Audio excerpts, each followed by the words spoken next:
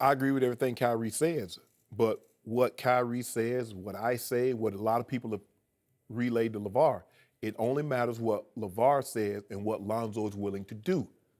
Because at this point right now, Skip, it seems like LaVar is not backing off and Lonzo is comfortable.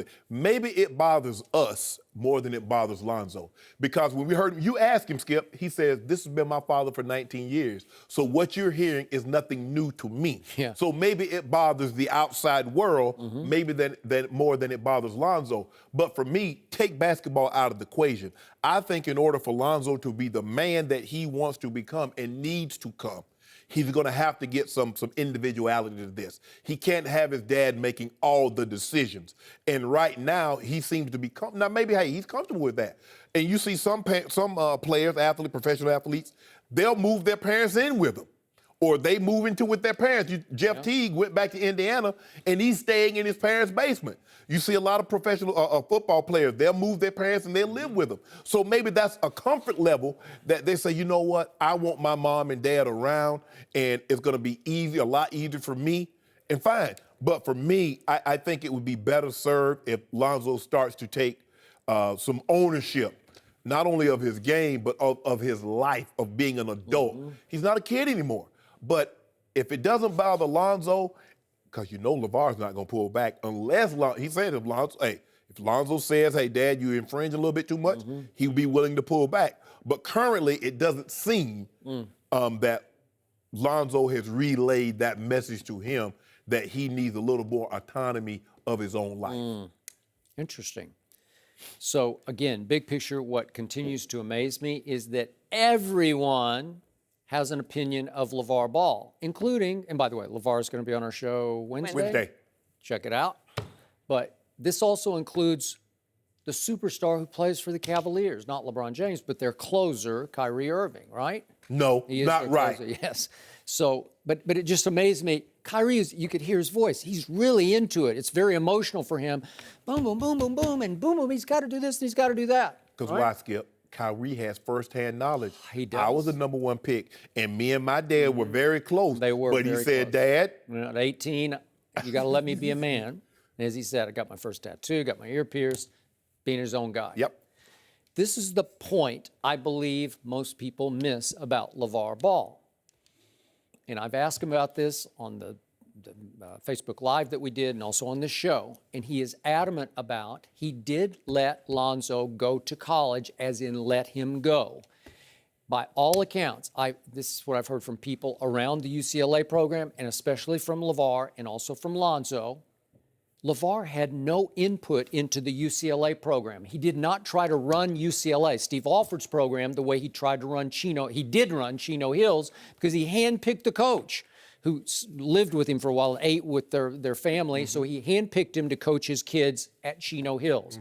And when LaVar says, I put Chino on the map, it's hard to argue with it because he put it on the national map. Right. He and his 3 kids did. Okay.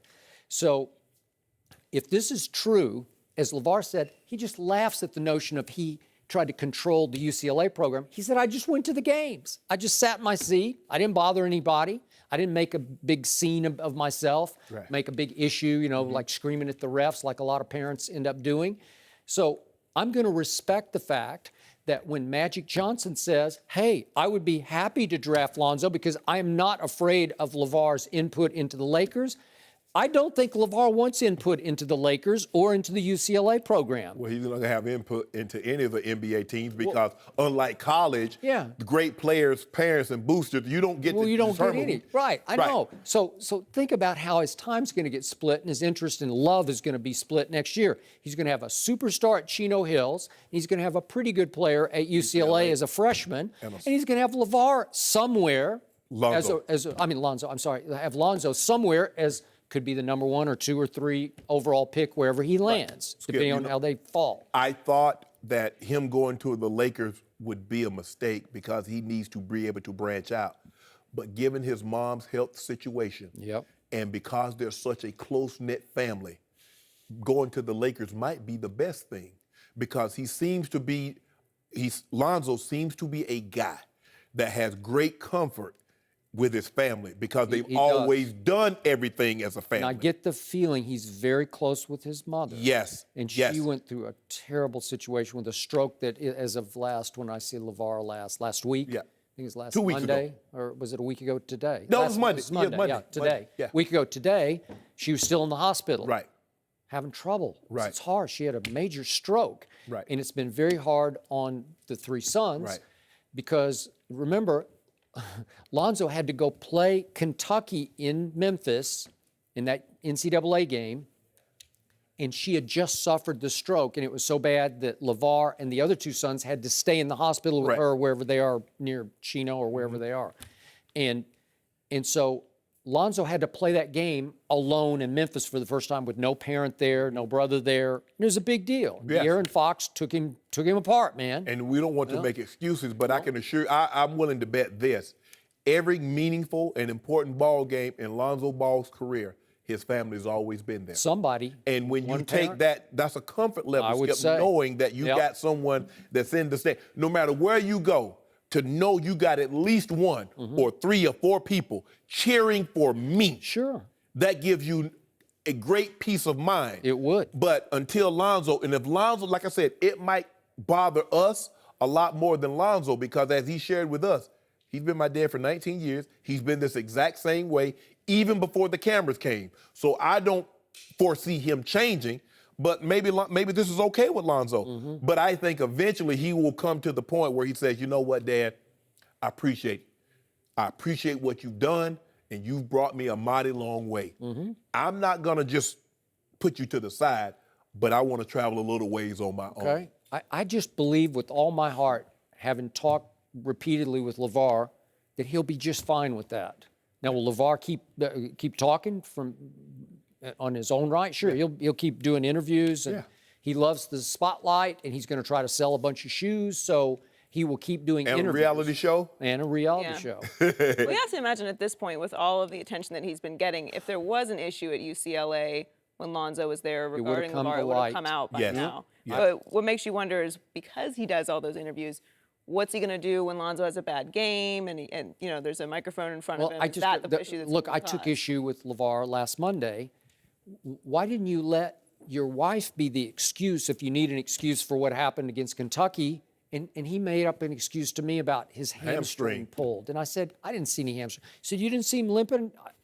I didn't see him limping. Silly me, I don't know. No, right? I just saw a guy that De'Aaron Fox got it going, and God, he couldn't do it. He couldn't do anything about it. Right. But Kyrie Irving is speaking from a place, and I always give deference to, and I use the word deference a lot today, but I always give it to a guy that, Skip, he's been in this position before. And Kyrie Irving is very close to his dad. So when you talk about a situation like that, he's talking from a position of experience, knowing that he had a very influential father who was, well, Kyrie, you need to do this. Kyrie, you need to do that. And Kyrie finally says, like, Dad, I need to be my own man. I need to make some of these decisions on my own. So I don't think he's coming at LaVar as a place of malice or dislike. No, I agree. So bottom line to this, tomorrow night is the lottery. Right. Boston has a 25% chance of hitting the lottery, Phoenix a 19.9% chance, and the Lakers 15.6%. And obviously, if they fall out of the top 3, they lose the pick. So what's your best guess? If Boston hits the lottery, as the percentages would say, would they take, I think they would probably take Markelle Fultz. I bet Lonzo Ball I bet Lakers get that ball.